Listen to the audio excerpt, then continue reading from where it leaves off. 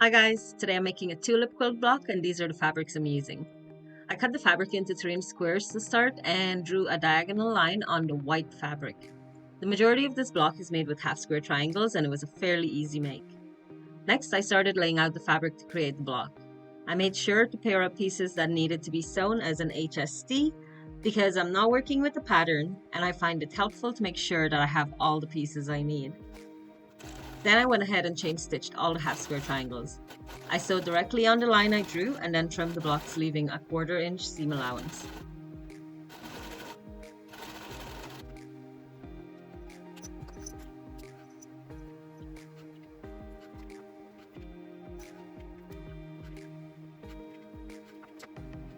I pressed the blocks to make sure that they were nice and flat and pressed the seam allowance towards the dark fabric.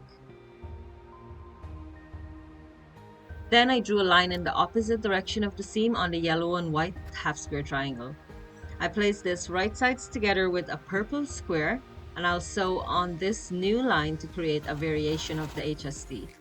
I'm not sure what it's called. If you know, leave a comment below. I laid out the pieces again and I made sure that the orientation was good, and then I started sewing the pieces together using a 1/4 inch seam allowance. I started with the leaves and I finger pressed the seams as I went along. I sewed using a 1/4 inch seam allowance and I was so happy when the points of the yellow and white blocks matched. I would have redone it if I needed to.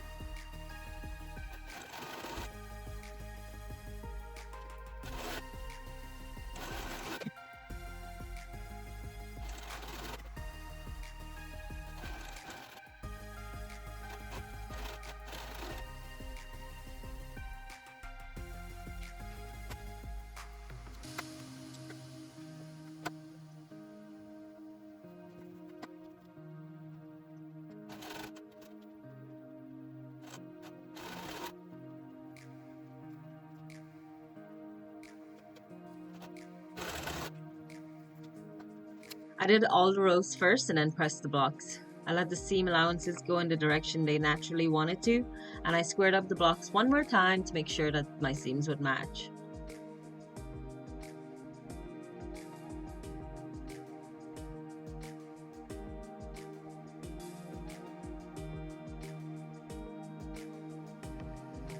As I sewed the rows together, I focused on matching the purple points. It's always a win when they match, although if you cut your fabric perfectly and stay true to the seam allowance, things will generally work out this way. I matched the purple points first and then adjusted the rest of the fabric and sewed the rows together. I finger pressed the seam allowances in the natural direction they wanted to take and squared up the block one last time.